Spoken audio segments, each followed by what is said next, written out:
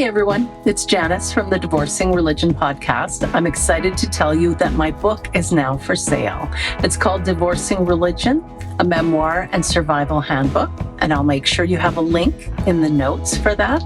And also, I want to encourage you to like, subscribe, and become a member of my YouTube channel. Take care.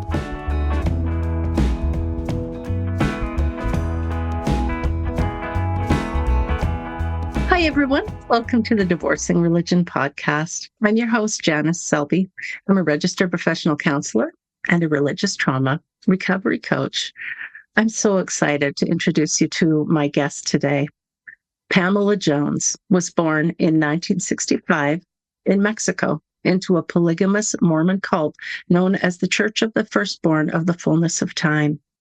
As the eldest daughter of 13 children, she left school at age 11 to care for her younger siblings in a remote desert compound without electricity or running water. Married at 15, Pamela found herself trapped at Zion's camp, an even more oppressive cult offshoot, with a husband more controlling and manipulative than her abusive father. At age 34, after 17 pregnancies and 9 children, Pamela and her kids escaped to the United States. With no resources and less than a 5th grade education, she found work cleaning houses, determined to build a new life for her family. Pamela established her own cleaning company, now known as Exclusive Services by My Girls, which has grown into a thriving enterprise employing more than 45 people. Today, Pamela and her sister Vera, also a cult survivor, host the podcast Wicked Confessions Uncensored, exploring the hidden world of polygamous cults, exposing the scandals, immorality, hypocrisy, and hidden reality of life in these oppressive and secretive communities. Pamela lives outside Minneapolis with her sweetheart, Rick, close to her 9 children and 30 grandchildren. The Dirt Beneath Our Door, My Journey to Freedom After Escaping a Polygamous Mormon Cult, is her first book. Welcome, Pamela. I'm so glad you could join me today. Thank you, Janice, for having me. I really appreciate the opportunity, and I'm so excited to be talking with you, not to you, just with you. Sometimes I get carried away and I start telling my story before I know it. I think, oh, where's my host? Well, no problem, because boy, oh boy, your story is so gripping. And I was fortunate to read an advanced copy of The Dirt Beneath Our Door, and I was riveted. I could not put it down. I told my husband I don't want to be interrupted for the next several hours, and I just sat on the couch and read your story. It's so well written, and I really felt like I was there. I felt like I could picture the dusty desert compound and the things that were going on. And near the end, I was cheering. My husband said, "What's going on in that?"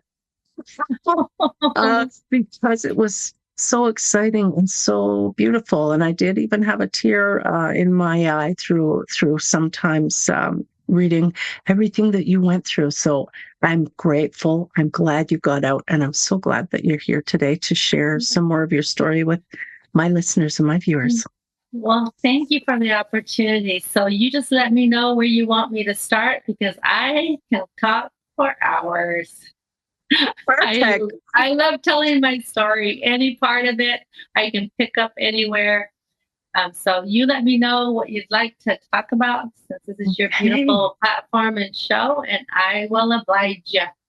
Thank you. Well, maybe you could start by giving us kind of a description. What was daily life like for you? I mean, I know you were a child in the cult, but then you went on to also have kids and raise them in the cult. So what was life like for you and your kids inside the polygamous community in Mexico?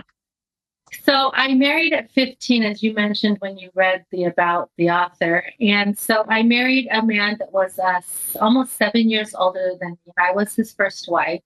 So He brought a girlfriend to my wedding, so I never really had a moment to be his wife or have that security of love and companionship. So right from the beginning, I started living the laws and the principles of the cult, which was the law of Sarah, as sharing my husband.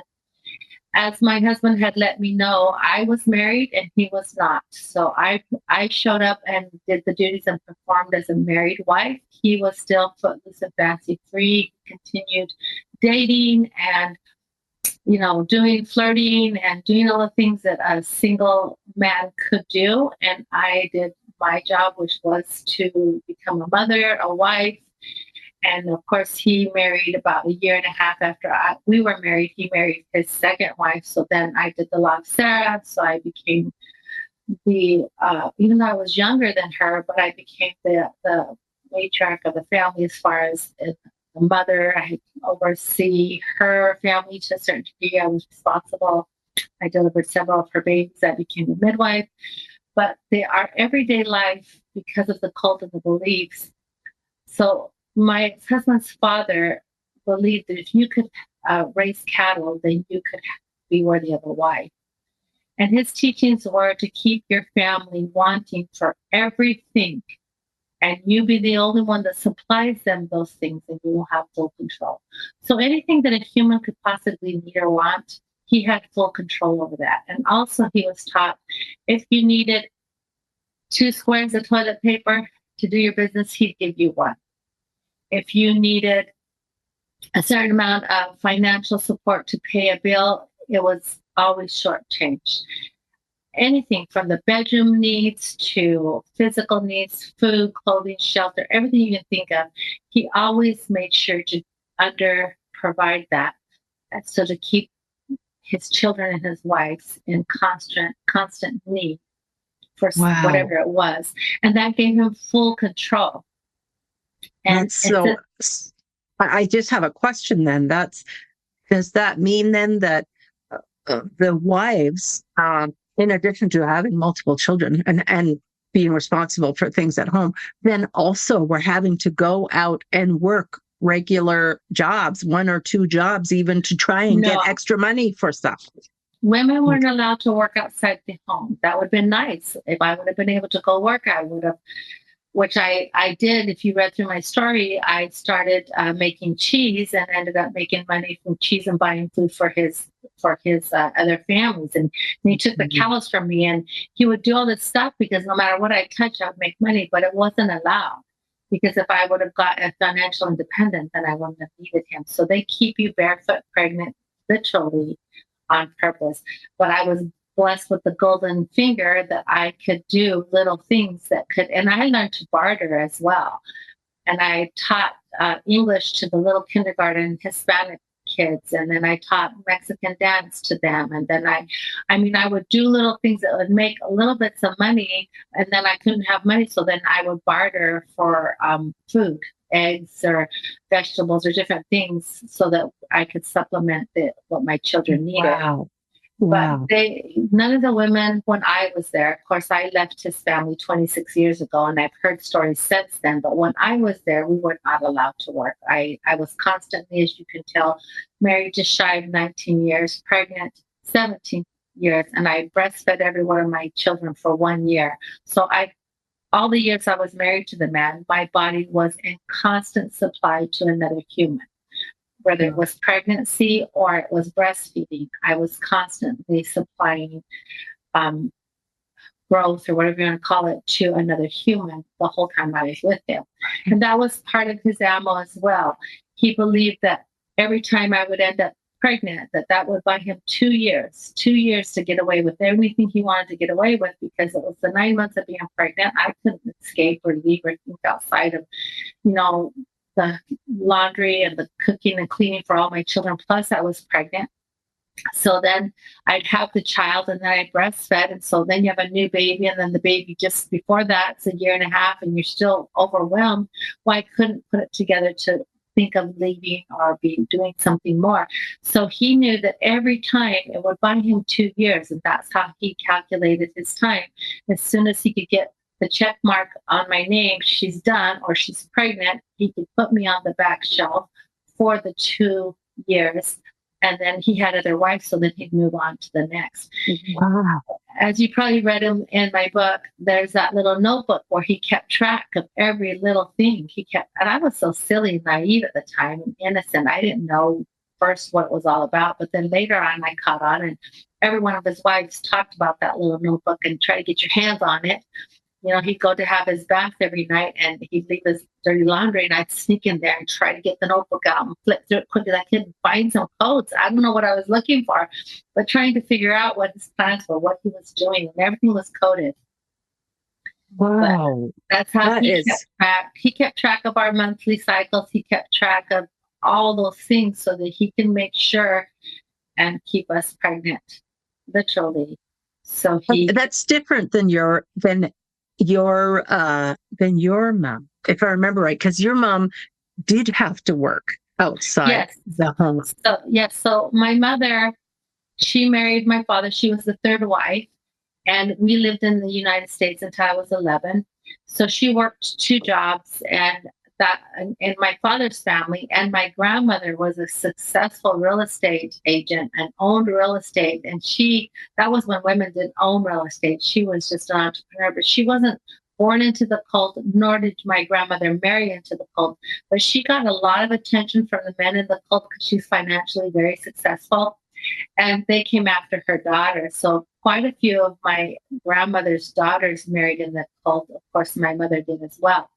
So my grandmother was an entrepreneur. She took care of a lot of her children's children till her dying days. And then, because of course, from the cult that her daughters married into, the men were men of God, they couldn't financially provide for their children.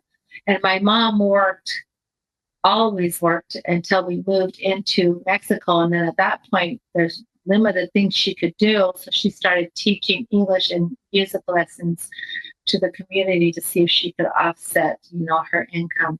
But then I married into Zion's camp, and that's when I ran into misogyny, and I ran into this control and a whole completely different thing.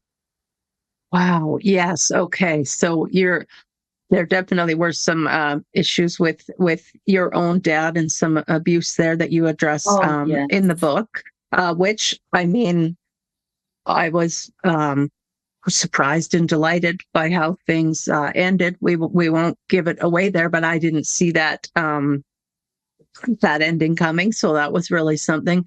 But yeah, there was a different kind of relationship between your dad and your mom.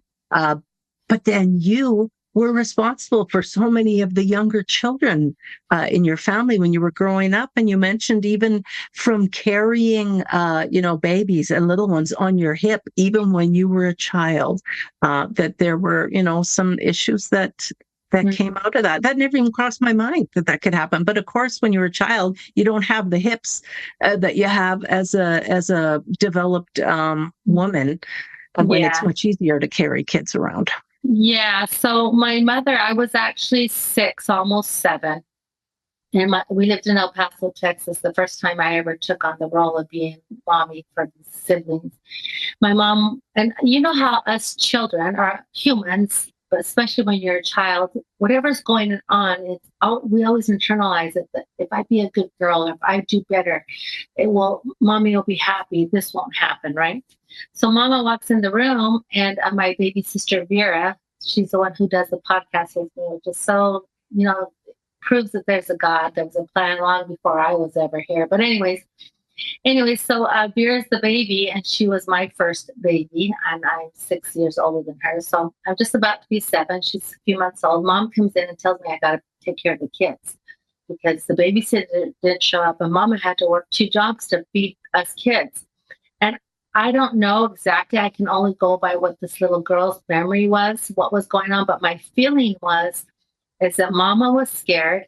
I didn't know why, but now as a mother, I know why. But at that point, I didn't. And she asked me to take on these kids, right? And I said, yes, Mama, I would. Well, back then we used cloth diapers. So Mom goes to work, and I have my older brother. He's a year and a half older than me. So that puts him 7.5. Picture 7.5 older brother. Because people say, well, didn't you have an older brother that helped you? I think he was 7.5. No, he was running around with the little boys. So he was 7.5. I was 6.5 or so. My sister Sandy, she was 5. Tommy was 4 or 3. Freddie was 2. And then Vera was a few months old. So that's how many kids I had to take care of. And I wasn't allowed to cook or answer the phone or answer the door.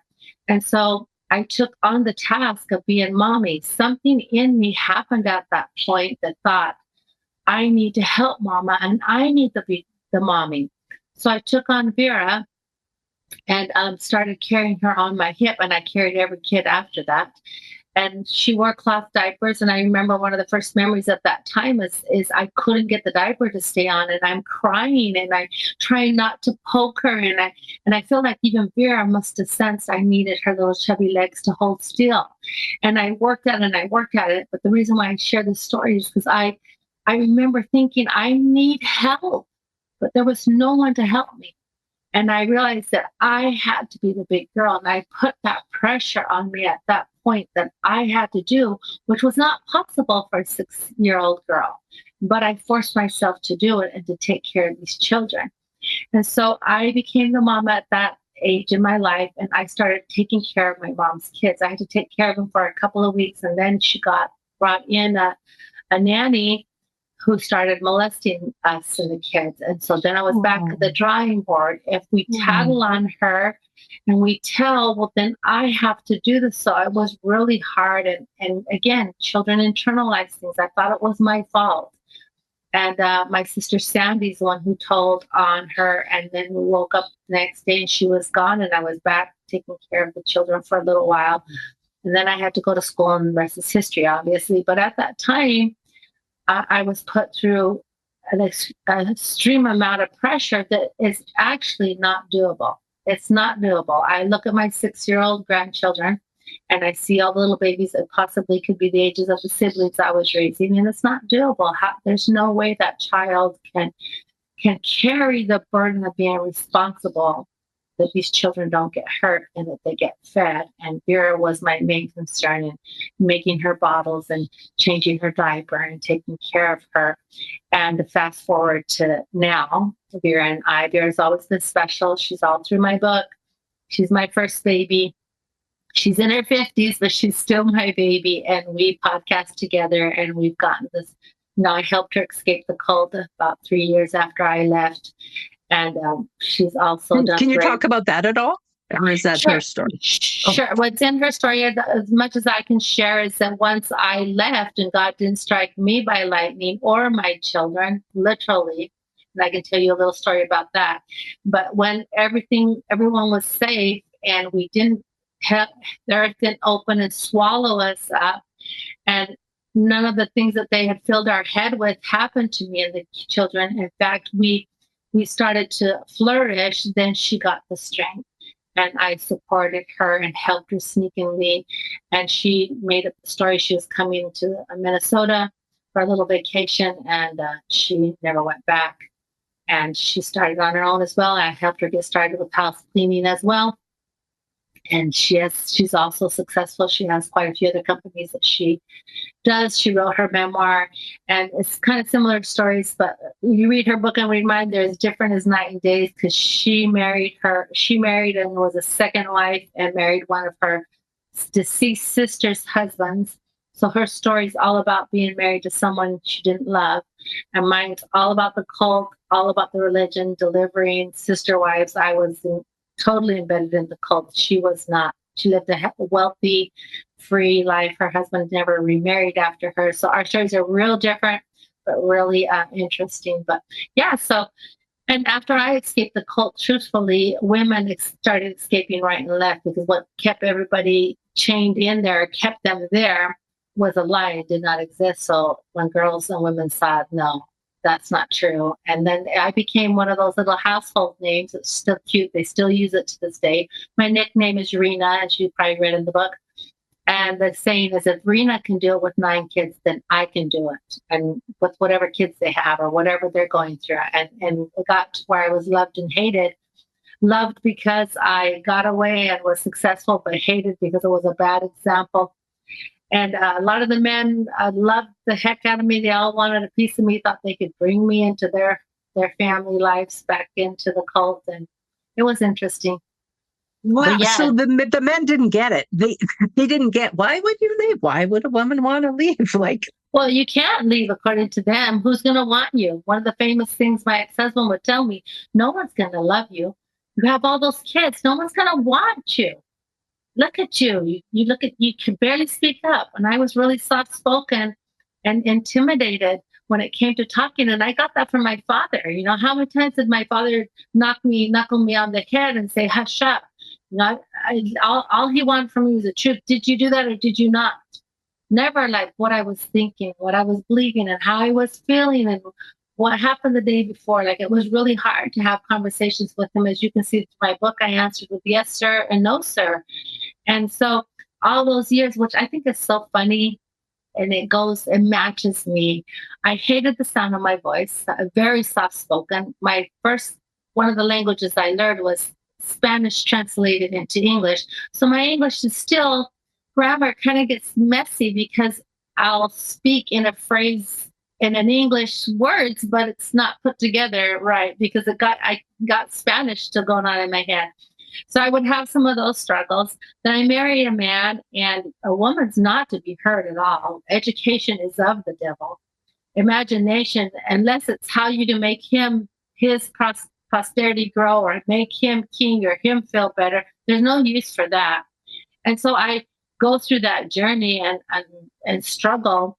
And if someone would have told me then that you will be a public speaker and tell your story, I would have said, and I also will fly around on unicorns. It was impossible to even fathom that. And I tell many people, when I was in this extreme amount of pain, mentally and physically, from my father, they could not take away my imagination. No one could touch that. And in my wildest imaginations, I mean, the wildest thing this little girl could think of, I could not have imagined a life like the one that I lived. Never. That's so amazing and so inspiring. I feel like I have a couple questions about kind of core beliefs or rules, both when you were growing up and then when you were married. So in the cult, you've mentioned already about the law of Sarah or the rule of Sarah. Would you explain that? So the law of Sarah is that a woman is to help her husband's posterity and give him many wives. And me being the first wife, it was my duty to help and assist in that process. And obvious, since I was the first wife, no one else wanted to do it. And so, my job was to, obviously, he was such a flirt. I think in the years I was married to him, he had over 20 girlfriends, and he was engaged at least 11 different times. I don't think I put that in the book, and he married 5 other women.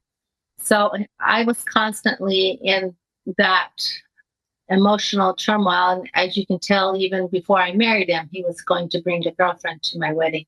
But at that point, my only option was go back and live around dad and continue to be abused and beat, or accept this law that you will have to live anyway. So I accepted it, right? So the law of Sarah is if you read the Bible, she gave her handmaiden to her husband to bear his children because she could not. Mm-hmm. And then later on, God blessed her and she was able to have a child. But in ours, it's not ours because I don't believe it now, but in the cult's beliefs, a woman is to give her handmaiden, another one to her husband, which in the cult down there, they always did all the dating and find all the girlfriends, and they did it just like anywhere else in the United States. And I can tell you now that he definitely was not faithful, and he had a weak spot for women, and he kept that very cultivated.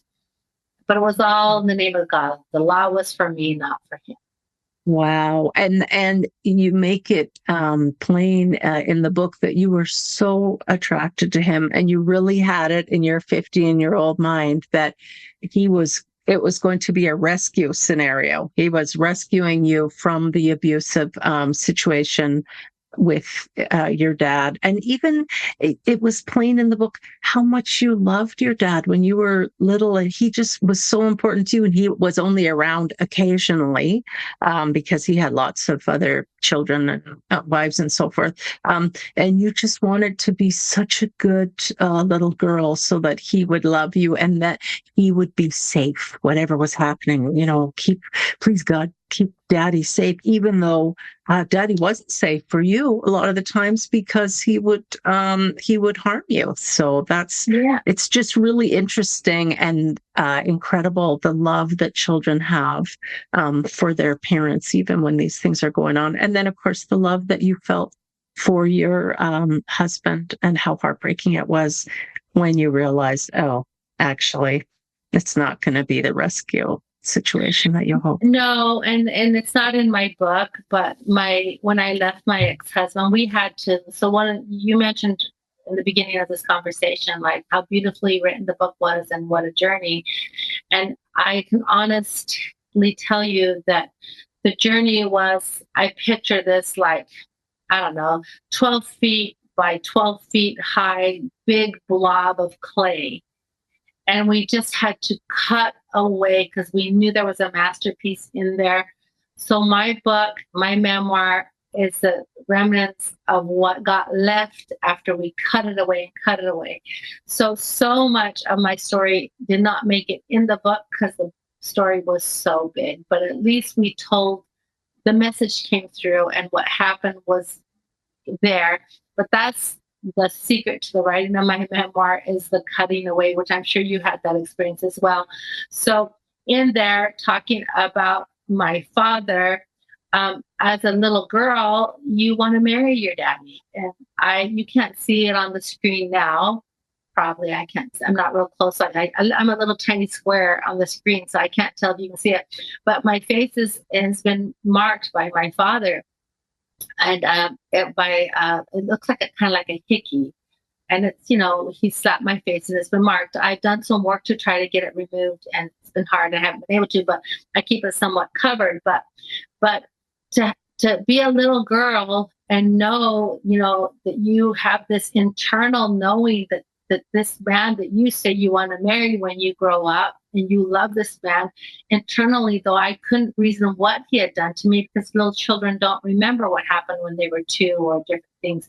But there's an imprint on the makeup of of your body, and I feared him, and yet I loved him, and I didn't understand that when I was 6 and 7, and I started to think, why do I fear him so much, and he's so different, and yet I love him so much. And it was my turmoil through my whole book and through most of my life, as loving this man so much, but on the same token, going through so much pain. I'm sorry. You can edit that out. Oh, yeah, the love and that was your model for love. And so then you take that model with you, and it's not a healthy model for what love is, when love is delivered with such intense pain as well. So, and I don't think it was his intention, Doreen. I don't think he ever said, I want to hurt this little girl. I don't think that was his intention. But I can't give you the why, because I'm not him. But at the end of the day, if it had not been for that life, it would not be me. That's right. And then when you did marry, so with your dad, the abuse had been physical, but that wasn't the case with your marriage. It was very much emotional pain that you had to struggle with, at some point, something clicked for you. And you thought, I deserve more than this, and I am not going to stay. So if you don't mind, tell us a little bit about that.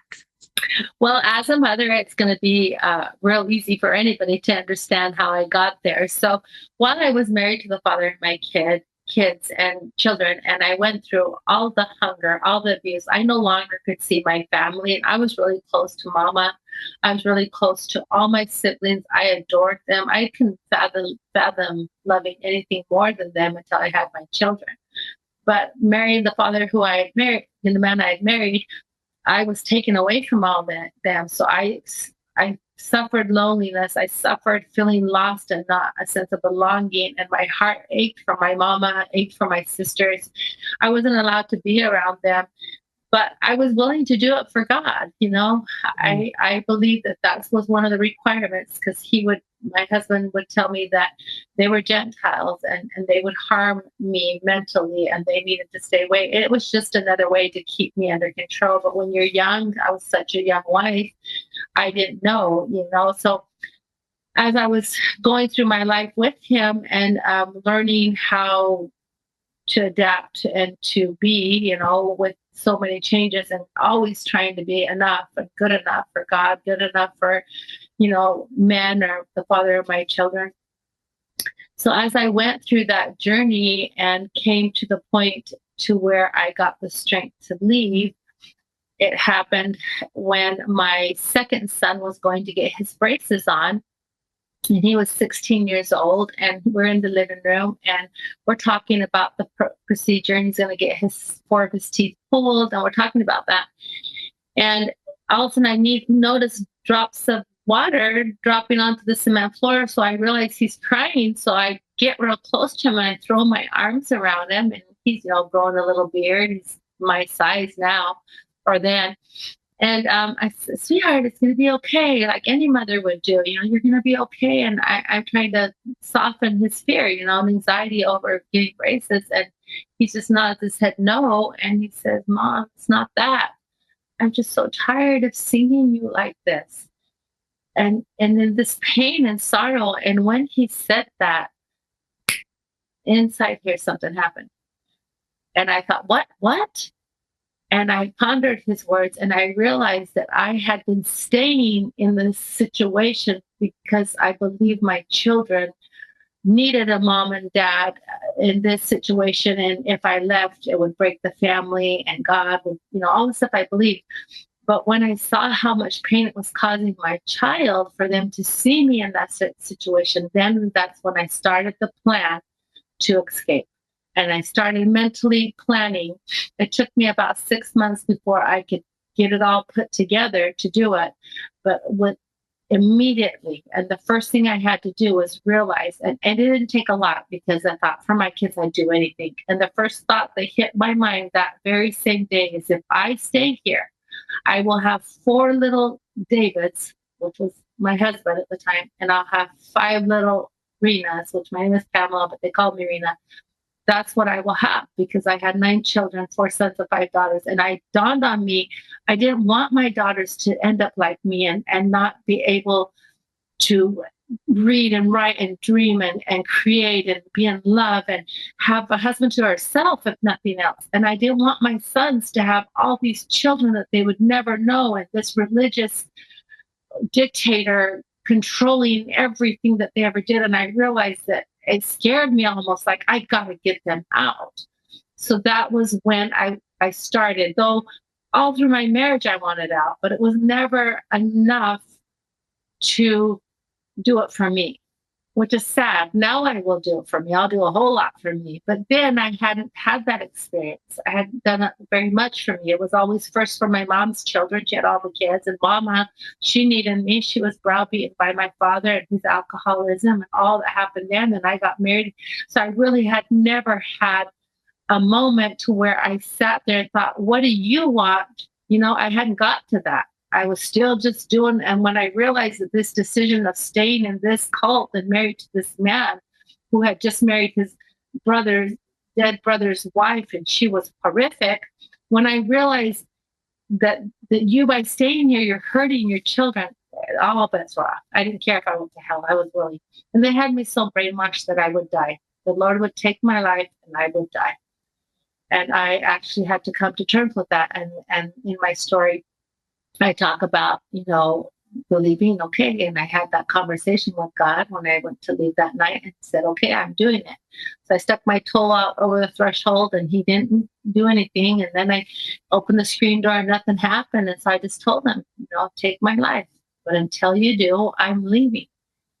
And when you do, I'll talk to you about it and I'll tell you why I did it. And at that moment, I didn't know how far I would get. I didn't know if I'd get, over the threshold. I got there, got to the vehicle. Is this when it's going to happen? As this young, I was 34 years old and very sheltered when it came to the big world. Okay, will it happen now? Will it happen now? And if you read my story, you can just see that she just keeps going one foot in front of the other. I didn't know what the next day would bring. I could only see that far. And what's so interesting, Janice, and I think you will agree, see this, that little girl did die that day. That meek, fearful, obedient little girl, she did die that day. And in her place was myself. And I realized how strong I was and determined I was, and the power and the strength that I had in this body, and what I could and could not do. And I started my journey not only on escaping.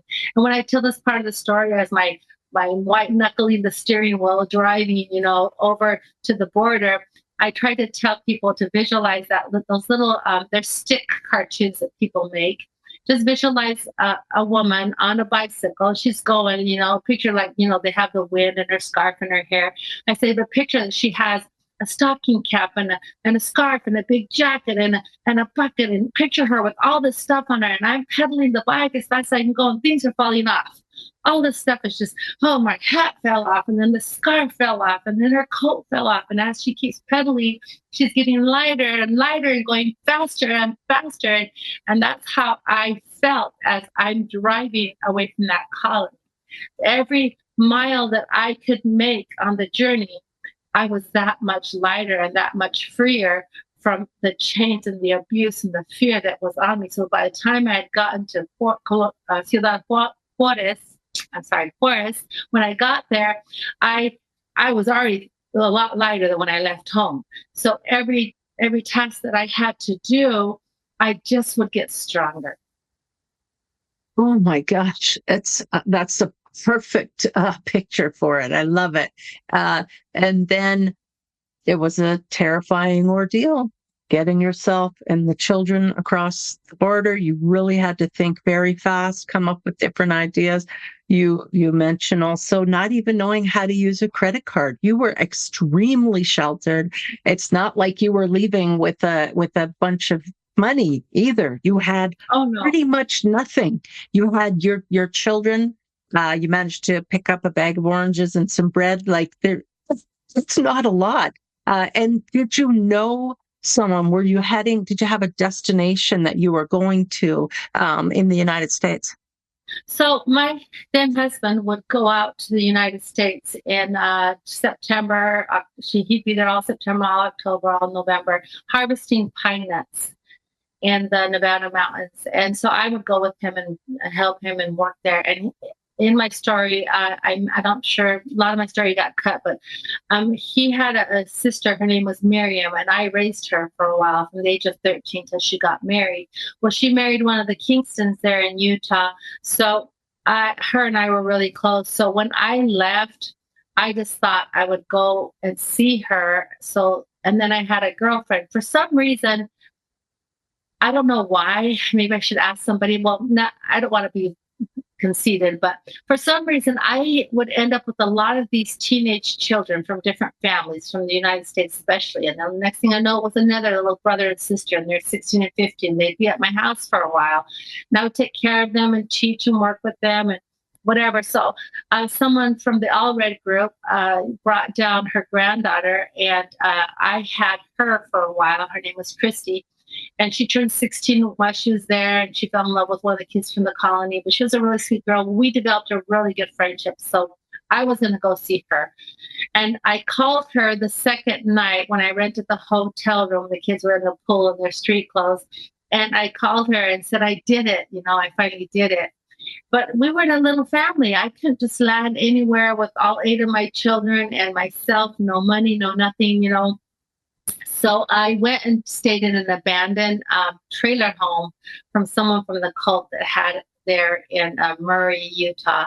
And I stayed there 3 weeks, and that's when my boys got their job in drywalling, and I started to look for a place to live. And yeah, that's as far as I could get. But like I was saying earlier, I never knew how far I would get. Like, my intentions was not to become a successful multimillionaire businesswoman with 30 grandkids and live in Minnesota with the love of my life. That sure wasn't my intentions. Oh, My yeah. Yeah, my Mhm. intentions was to eat, to be honest, the first, and to get away and eat. And a lot of people ask me, "What'd you do with your freedom?" The first little while, and I couldn't get from what I couldn't finish one meal without already thinking about the next meal, what I would eat, because we were so hungry. And that was the first thing we did as far as that. And then I tell the story of how I regained my voice, and I had to drive through a drive-through where you order food. So I'd pull up and then I'd speak in and I'd say, I wanted a burger or whatever it was. And then she would ask me, do you want a drink or what size? And they always had a little bit of an accent, and I couldn't talk. I just like, I don't know. And then I'd get out of the line. I think tomorrow I'll do it. And it took me a long time to be able to use my voice. And I started using it by ordering through that little microphone at, I believe it was Burger King, to order a sandwich. I didn't know then that that was where I was going to continually grow and learn how to use my voice, because I hadn't really spoke. I mean, of course I spoke to my children, but I never spoke to outsiders or, made eye contact. Don't you know that if a woman makes eye contact with another human, she's wanting? You have to be careful because that's adultery and sin, or I don't know, the things they would tell us. So, being so sheltered, but it matches my personality. I took and I carved away. I just thought, well, we'll figure this out. And it was a lot of fun. And it was really hard. If I ever think back on all those years, it's like doing something really scary. I compare it to bungee jumping. Anybody who's bungee jumped, anytime you drive by wherever you may have done that, your stomach's going to flip like, oh my gosh. That's how I feel when I think about all of those years. And in fact, I wanted to share this little story with you. You know how they say you're going to get struck by lightning? I think I can tell this without getting emotional. I used to get emotional when I would tell this story. So I put all my children in school. My kids had never gone to school, and they're all in school. And I'm at the post office. I don't know what I was mailing, but I'm there, and a bolt of lightning strikes, and boom, it hits. And it's like real close. You know how that sound is. The lightning Yeah. and the sound hits together, and everyone there at the post office, oh, that's close, and whatever they say. And I don't think nothing of it. It's a stormy day, and I go home and I get a phone call from the school that I need to come and pick up my daughters because there has been a tragedy, and one of the children at the school has been struck by lightning. So you can read all about her. Her name is Rachel Green. And so I jump in my car shaking. I drive over there. They have my kids in the trauma room, and my daughters come running. And my middle child is telling me, Mama, Rachel, it was her friend, has Oh, got hit by lightning. So they were just being released from school, and they were out on the blacktop to get in the bus. But my daughters both had gotten on the bus before this little girl, and they saw her get hit, oh and she lost her life. my And gosh. we watched, the news. It was on the news, and we were calling the school and trying, because she didn't die instantly. And then there was another little girl next to her that was affected. But the reason for my story is at that moment, I never shared this with my children, but I'm sharing this with you, and I've told this to others. I believe that God meant that for my child, but he got the wrong child because of my Wow. rebellion. And because Mm. I was so brainwashed at the time, I thought, you made a mistake. And I was so grateful that he made that mistake. And of course, I eventually, real soon, right after that, put it together and knew that wasn't true. But that's the mind frame I was in at the time, still believing that at any moment God was going to take my life or that of my children. So when that happened, I just, in my heart, just thought, oh my gosh, he got the wrong child. I'm the Wow. one. And I had to navigate through that as well. But it was The just, depth and of the brainwashing. who could think that really that that would be part of my experience. And that was within the first couple of months of leaving. And I was back to fear again, but then I taught myself through it and that no, God doesn't make mistakes. And I'm sure He didn't intend that for anybody. It was just someone at the wrong place at the wrong time. And I just taught myself, scripture says to be absent on this earth is to be present with the Lord. And I said, well, we want everybody, I taught myself through that, right? Yes. But at that moment, that's how brainwashed I still was. I'm wondering, that's such an incredible story, that poor little girl. So you went through the whole ordeal of getting the kids across the border, and then you managed to get to Utah, and you're staying in this trailer, this abandoned trailer. I can only imagine the fear of, my husband's going to find out and he's going to send the police after me. They're going to say I kidnapped my kids or whatever. What things were going through your mind? And did he eventually find out where you were? And he knew where I was on that Easter Sunday. I was at the park with one of his brothers and his whole family, and his brother brought me the phone, and that's when I told him I wanted a divorce. I don't think he ever really thought I was going to do it. I think he just thought there's no way. He knew what it cost to support a family. He knew I'd come back. I don't think he ever took it serious. And by the time he finally did, it was way too late. So that bought me a lot more time, where he used, and it's all through phone, so you can hang up. So how much brainwashing can you put me through? But one thing I want to say about him that will help you understand. I tell this story to my children. I love that man. I'm not in love with him, but I love that man. And what I love about that man is he gave me two of the things that I love more than my own life on this earth. First of all, he gave me my children. But second of all, he gave me my freedom. And the people ask, well, how does he give you your freedom? I said, it's like someone that's locked in what do you call it, prison, or locked in a basement or whatever.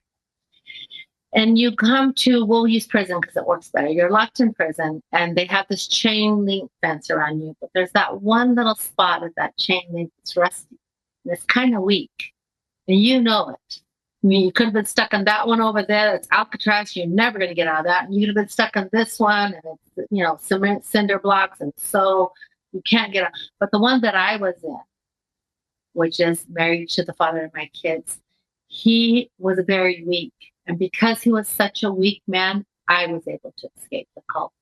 And I'm always grateful for that. Had he not been a weak man, had I even married one of his older brothers or even one of his younger brothers, the outcome would have been a lot harder. But this man was so tender and weak that I was able to get out. So to answer your question, I didn't fear him at all. I knew without his brothers and without his dad and all of them knocking on my door, he would never be able to do anything to me. He was too tender and too more weaker. And what was he going to do? All the way out of Zion's camp, 1,000-something miles into the United States where American law rules, what's he going to tell me? What's he going to do? He couldn't do anything. And he feared America. He feared the law. And I knew that. So he never posed a threat ever to my children and myself. On one occasion, when I finally started dating, he threatened to kidnap my children. He got a little aggressive and shattered a phone that was in my hand. And in 2 seconds, I called the cops. And I had them there, and they said, what would you like us to do, Miss Jones? I said, I want you to make a record. This man with that license plate is threatening to kidnap my children. Well, who has custody of the children? I did. They went out and tried to call him out of the apartment. He wouldn't leave it, and he never threatened me again.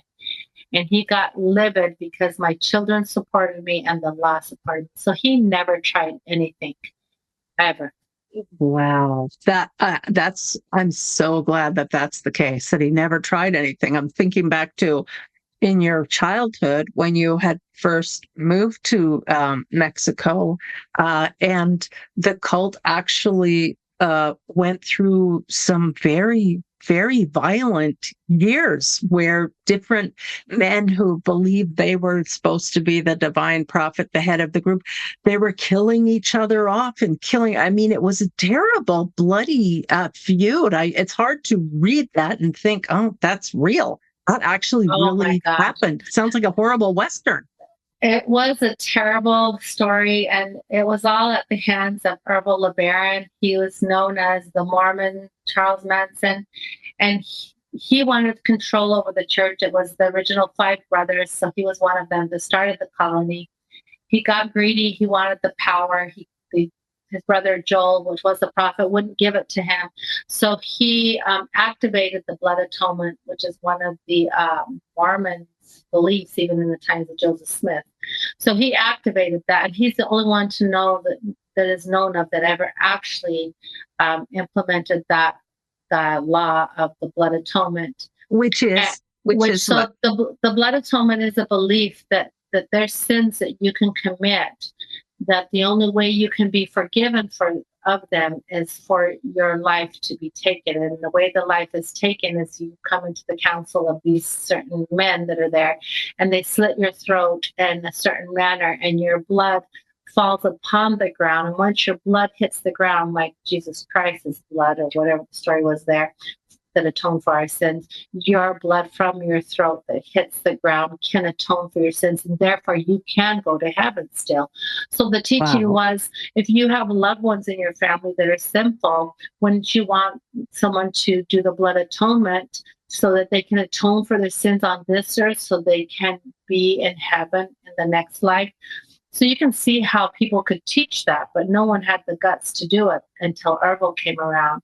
And so Ervil, one of his first victims was his brother, and that's the prophet.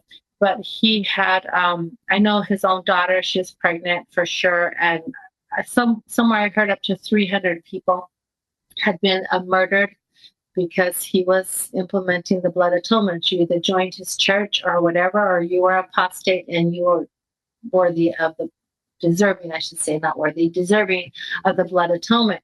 So my father was on his list along with Mom Velma and a lot of other members of the church. And he was setting out to do exactly that. Take out whoever didn't follow him. He was going to force everybody to join his Lamb of God church. And you can watch Daughters of the Cult. They're his daughters who talk about, being raised by him and how he was. And then my story is about living in the, for the first, 12, 15 years of my life, I was living in the aftermath of his murders. I never met the man or ever saw him. And the prophet, I only saw him once, and it was in his coffin. So a lot of this happened when I was really young, but that fear and that life-threatening situation, it altered my childhood. And that's why Daddy had changed in so many ways. And obviously my dad had an issue with alcohol. And so that put a whole nother turn on how he showed up and a lot of the things that he did. But yes, I remember every single day of my childhood fearing the Herbalites, every single day in every single way, until he died in prison. They say, natural causes, but he was murdered in prison. He wrote several books. I don't remember, it was 380 pages on some stuff. It was a little bit wacko, or a whole lot wacko. And he ordained a man from prison and sent out a hit list. And he continued murders while he was in prison through orders that he was sending out, and started even murdering off his own followers, which it's a whole, people can go on the internet and find all about that. But that actually altered my whole childhood and put me in a state of such fear. And then I went into a third world country, which was the colony from the United States, and I didn't understand. And my mom and my father had brought up all these people from Puebla, way down South Mexico. They brought up all these superstitious, this new race of humans that I had never been around, and trying to teach them a new way of land of milk and honey and doing all this stuff. Well, then their sons get murdered, and it was just such a traumatic, hard thing for a little girl. It was just so scary. Wow. Yes. And then I think you mentioned as well, and I can't remember if it was maybe from the childhood cult, they were also white supremacists to some degree, that they thought there had to be a pure bloodline. Although you married a fellow who was more Mexican. Yes. So my family, my dad more than my mom, but my dad, he really, and he had a lot of good qualities, but he had really had a tender heart for the natives. And so they were really, bringing them in and giving them land and bringing them clothing and stuff from the United States and helping them and all. And my father married a few of the natives, but he didn't want his white daughters to marry. And he believed that we would suffer, which it wasn't hard for me not to marry because all of them were like at my boobs and lower. They were so short. That wasn't an option, but he really didn't want, I think he thought we would suffer, but I don't know. He really didn't want his daughters to marry into the race, but he married into the race. And I have several half siblings, amazing kids from these families that he married. He married, I believe, 3 or 4 Hispanic girls. So he didn't want his daughters, he wanted us to marry into the wealthier families. He wanted us to marry things that would boost him in the church, even if it was older men. And these little Hispanic, what were they going to bring to him? So it wasn't because he didn't like the Hispanic race, because he really did love them. He did so many kind things. He delivered their babies. I know he delivered over 1,500 babies for a lot of people, and he really taught them how to farm. My father was a hard worker. They all talk about him to this day and celebrate that what he did for them, and it enriched their life, gave them a better opportunity. So he did great things. He just didn't want his daughters to marry into that family. It wouldn't bring him what he wanted. He wanted to take these beautiful commodities and be able to market us to something that would bring more to his copper, or whatever you call that. Right. So that's kind of how that was. But when I married into racism is when I married the father of my kids. My father and my children, he does not like Americans. So that's where racism came from me. And he constantly would pick on me because I was white. Though his father was white, but he was raised by a Hispanic girl. And I understand a little bit his racism because his mother, she marries this tall, beautiful LeBaron man. She's his first wife. And he goes off and marries all these women and gets them to go to the United States and marry another woman. He always presented himself as single, and he was very handsome, tall, beautiful man. She tells the stories that she'd be ironing his suits, with the little iron you put on the stove, getting him all ready to go on his missions trip. And he'd come back with a new American wife. And so I think she raised her children hating the American women. But it's because of what her husband would do. And I think that's how it happened, because now I married into the family and he just hates Americans. And I'm just like, well, why did you marry one, first of all, a white girl? And your father is white. But his whole family were very racist to whites. And to this day, my children feel like that is the biggest pain they go through, is that their father actually is racist and they're American white kids, even though they're half him. Right. And so are the kids still in touch with their dad? Did any of the kids decide they wanted to go back and rejoin the cult? No. No, my children have, and to this day, my children don't like to hear about anything from down there. They like to stay as far away as they can. They make double darn sure that their children do not have anything to do with the cult, because the cult now in these years, the last 20 years, it's so, is it incest what it's called? I don't know if it's the right word, but they're so married to cousins on cousins upon cousins upon cousins. Like the 4 last names, all of them are LeBaron. And they have a pandemic of these closely related people remarrying.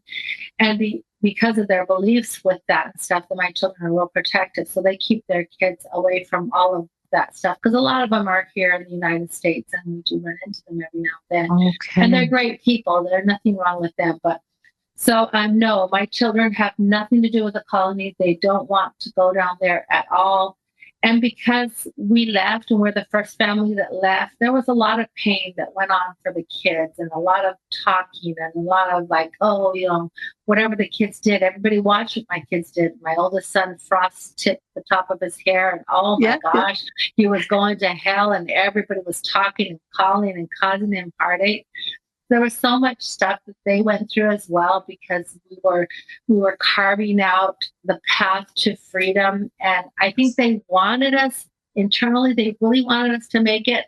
But if we make it, then they were going to have to, what's their excuse? It's kind of how it was looked like. I can't stay here and say this is okay if that's, and a lot of them did. And I'm thankful for that. Several of them, of the women have called and I've helped them set up businesses. Right after I left, I would count off the top of my head within the first year, about 25 women left. A couple of my sisters have left since then. I don't want to say that it was anything I did, but I think, someone has to go first. Someone has to touch the switch first. Oh, it didn't shock you? Okay, then I'll touch it. So I think that might have been my part. Not to say I'm any hero of any sort, but I didn't think about that at that time. I never even thought about them. I was only thinking about myself when I left and I needed to save my children. But as time has gone on, I'm honored. I went down there, I think it was back in 2019 with my husband, and we went down there, and he loves it down there. They have some of the most beautiful homes you can imagine. I don't know if I've mentioned it already, but if not, the colony is in prime cartel territory. So that's a whole nother story and that I don't talk much about, but there's a lot of stuff with that going on down there. And there's been several murders. I've lost several family members to this cartel. But it's most beautiful mansions on the hill. A 23-year-old kid will have this house that you can't fathom. I mean, in America, it's beautiful, much less in Mexico. So there's a lot of money, a lot of wealth in the colony, and it's a completely different situation than it was when I was there. But I think once I got away, that the power and what they held to brainwash everybody was starting to crack and fall apart. And the original 5 brothers that founded the colony have all passed away. And then a lot of the beginner believers, the ones that started the whole belief and all that, most all of them have passed, or they're in their 80s and 90s. So due to that belief is just watered down. And they've been waiting for 53 years. They've been waiting for the new one, mighty and strong, to come back, or for Joel to come back. And I don't make fun, but I say, if I could have a dime for every time someone has told me Joel taught, because that was the name of the prophet, Joel taught, I'd be filthy rich. And it's so funny, he's been gone way longer than he ever lived. And there's no way he could have taught all this stuff because it didn't exist. But, he still lives on in some of his posterity. But it's so interesting. Anything you can think of that goes on in the world, it goes on in that column. But the hardest thing is it's all in the name of God. If it's just the world and people believe what they want to believe and do what you want to do, that's fine. It's everywhere. And my husband is kind of brought that to my attention. He says, all the things you tell me, I know people here in America that do all those things, he said.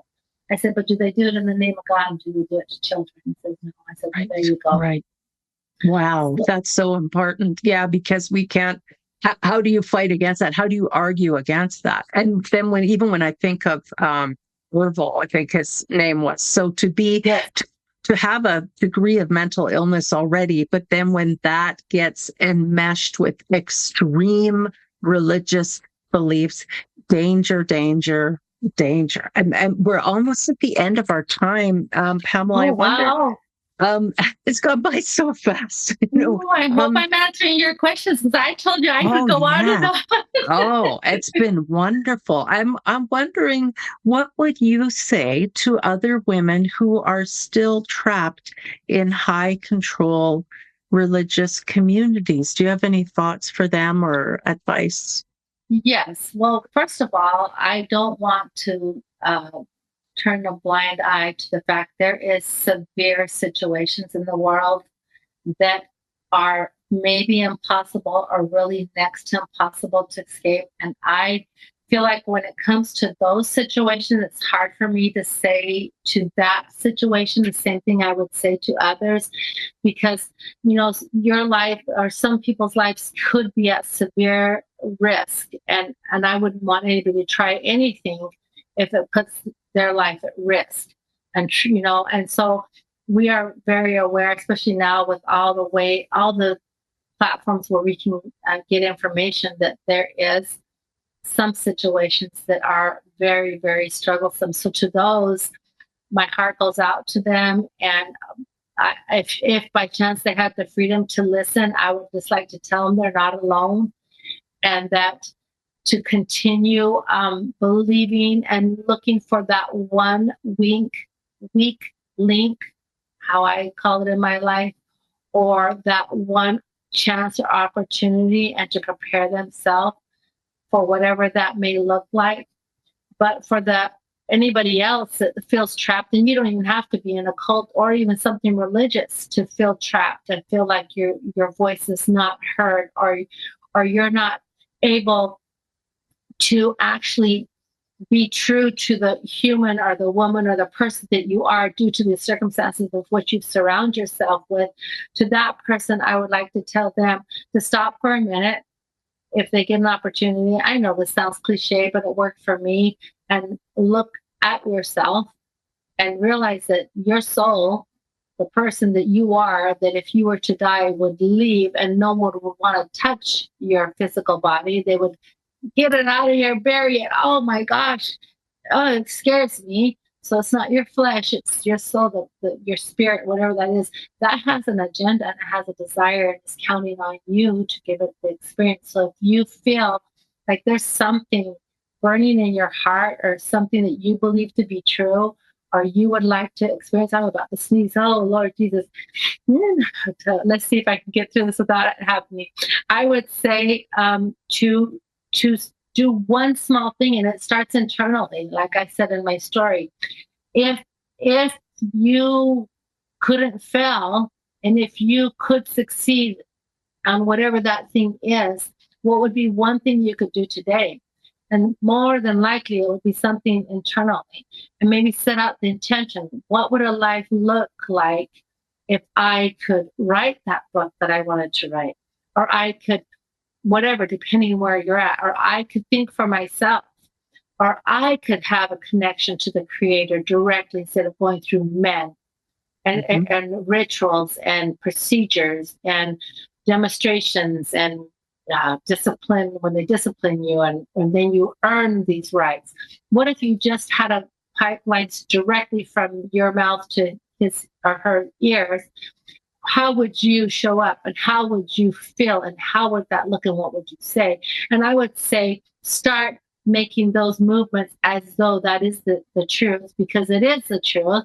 And the more you do that, the more you could experience that. So I would say to a listener, Susie, wherever you are, you can be heard, and you are heard. You just need to believe that, and start clearing the pathway between your heart and the ears of, or whatever you want to call that, because I know everybody has a different belief about that. And you can create that. And another thing is want for yourself the best. And you probably would agree, when you were trapped in the situation you were in, I feel like I was trapped there. I didn't know, because I didn't know. I didn't know that there was anything out there beyond what I had. But when I allowed myself to question one little thing, what? It was so tiny, a small little thing. But when I questioned that, and I started to think, how would that be, even if it was just in theory? And I started feeling, and in my heart, I started feeling, well, I would feel happier. I feel lighter. I started feeling, and then it would kind of set the way for it to happen. And you probably know as well as I know, we didn't wake up one day and put on our swords and shield and we're going to leave. We had to do something internally to even believe that you had the strength to do what you did, or that I had the strength to do what I did. I had to find one little thing. And I think, as I tell my story, when you asked me earlier, like, what did you do? What was the first thing you did to start the process to leave? Well, I bought spermicide. And everybody looks at me like, what? You what? I said, yes. For me, the 2 years, he's not going to trap me with that. So I did the unthinkable. I did the unthinkable because birth control is of the devil. And I bought spermicide. That sounds silly. If someone would have told me 35 years ago, okay, on a podcast, and you need to buy spermicide, and that's how you're going to leave, I would have thought, oh my Lord, if she's lost her mind. But that's what I had to do to make sure that I didn't have to use it very often, but I made sure I had that in case he forced himself on me to impregnate me before I could get everything together to leave. That was the first step I did. As small as it was a step towards the dream of freedom. And I think every listener right now can do that one small thing that is a demonstration and one step towards freedom. It's very small, whatever it is. And that is how you will make it. Oh my gosh, it's so inspirational and encouraging. And it makes me think of one of my favorite quotes. The first revolution is when you change your mind.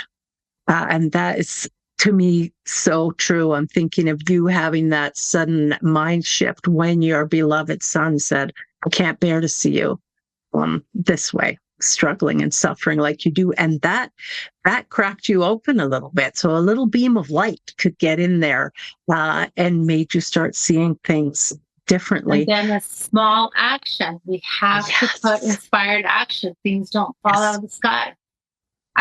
We had to do one. So here I'm saying, I feel vulnerable to say this. I went and bought some spermicide. Well, for me, that's what I have to do. So like you said, you get that little bit, that knowing starts to shift, but then you take inspired action, single action. Maybe you pick up a pen, you start to write, I love you, Susie, you're worth loving. Maybe that's all, but you did an action to help move. And it's amazing how it will just start to crumble and you can work through that. You're a living example. I am. And now that I've been on this journey, there's so many of us, all different stories, beautiful. But we were able to make those changes. And I'm so thankful for the opportunity to be on your platform and to be able to share my story, because at the end of the day, I feel like we are sisters in this, that we are demonstrating that you too can have the peace that your creator intended you to have when he thought you were a thought in his mind and he gave you, or she, I would say he, because I don't know. To me, it don't matter, man, woman, everybody has their belief, but to come to this earth and have this experience, whether it was however it happened, and by dang, I'm going to get my money's worth. I'm not going to just love it. Pay the price and say, oh, well, the cult didn't let me fold my arms. Like, no, I want to have those experiences.